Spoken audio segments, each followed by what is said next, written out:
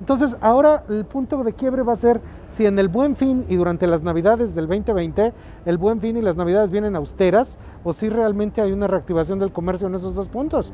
Si sí hay, entonces esto va a levantar la curva hacia los primeros meses del 21. Pero como ya dijo el ministro de Economía Herrera, el 2021 se antoja que va a ser un año muy difícil. Entonces, si estamos hablando de reactivación para los industriales, estamos hablando de principios del 2022.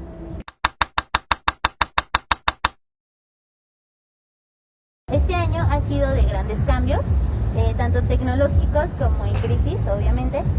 Pero bueno, aunque el año pasado ya vivíamos con el Internet de las cosas también, muchos negocios no se habían adaptado tanto como ahora.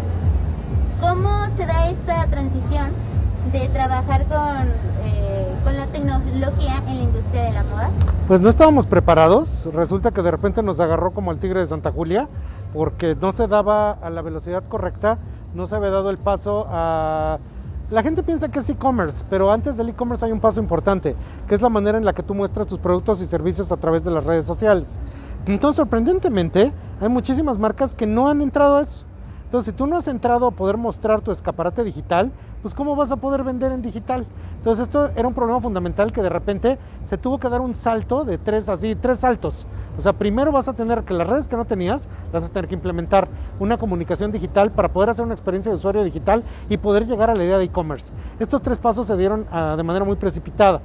Y de hecho la gran enseñanza, ahorita que todavía no salimos de la crisis de la pandemia, pero que ya se siente un poco más ligera, porque por lo menos hay actividad fuera de las casas, etcétera, es que la gente está volviendo a la experiencia del retail físico, porque el retail físico le sigue dando cosas que la experiencia digital aún no acaba de darle. Entonces, ¿cuál es la perspectiva en el futuro? Que el comercio digital en México evolucione de manera tal que realmente pudiera dar una competencia factible, viable, contra el retail experiencial del mundo físico. Pero eso todavía no estamos ahí. No, claro, o sea, sobre todo lo que comentabas, que México no estaba preparado y una empresa tan grande como lo es Palacio de Hierro, pues tenía tantos problemas con esto del e-commerce, pues. Muy bien. Con la pandemia en México, ¿hubo un cambio en las tendencias que ya existían? Pues una de las cosas que están sucediendo ahorita es que del año 2000 al año 2018 México se empezó a convertir en un país de clases medias, lo cual quiere decir que el 50% de la población funcionaba como clase media, ¿sabes? Ahora, el gran cambio que hay de esto es que con la pandemia hay un desplazamiento de esa clase media hacia la base de la pirámide. La base de la pirámide no es clase media, tiene acceso a menos dinero, a menos satisfactores y a otro tipo de productos. Entonces ahora hay un desplazamiento de mínimo 10 millones de personas que pasan de esa clase media a la base de la pirámide, de la base de la pirámide a la pobreza extrema.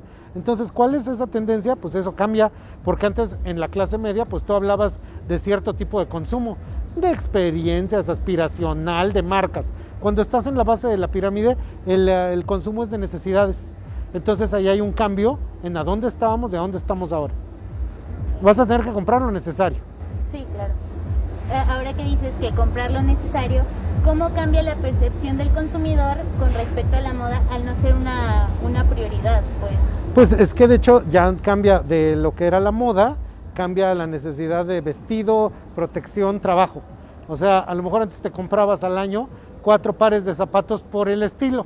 Ahora te vas a comprar 2 para poder ir a trabajar, ¿no? 2 porque realmente los necesitas para poder andar en tus necesidades, y estos los vas a conservar durante mucho más tiempo. A lo mejor entre la gente que nos oye hay gente de mayor edad que recuerda que antes había zapateros remendones por todos lados, porque alguien se compraba un par de zapatos y le cambiaba la suela, le ponía tacón, la suela corrida, le pegaba los hoyos por arriba, etcétera. Y eso ya no se da ahora, porque ahora nosotros pensamos que un par de zapatos pues te debe de durar 2 años, pero no 10. Pero de todos modos que en México te dure 2, pues quiere decir que los cuidaste, ¿no? Entonces ahora la gente consume para sus necesidades, que no para sus gustos. Claro, claro. Muy bien. ¿Cómo la industria ha salido adelante tras cada adversidad que se presenta en el mundo? Por ejemplo, ahorita la pandemia, pero pues la crisis del 2018, pues estamos hablando también del golpe que tuvo Wall Street. Entonces, ¿cómo se da? Pues eso deberíamos de hablar, la crisis del 32, la crisis del 98, ¿no? La crisis de 2018, la gran crisis del 2020. Entonces, en estas crisis una de las cosas que van a pasar es que siempre hay maneras de adaptarse y en esas maneras de adaptación hay distintos tipos de producción, distribución, acopio de materiales y el tipo de producto que se da, ¿no? Entonces, de la crisis del 29, que eran los comercios nacionales, ya para la crisis del 2008 ya era la economía globalizada. Pero ahorita lo que está pasando en el año 2020 es que las economías están tendiendo a cerrarse.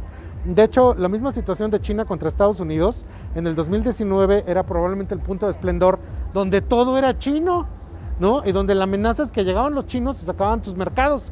Pero ahora, en el 2020 y después del coronavirus, precisamente la posible surgimiento, aspiración de marcas locales que llenen nichos de mercado locales para necesidades de la misma región.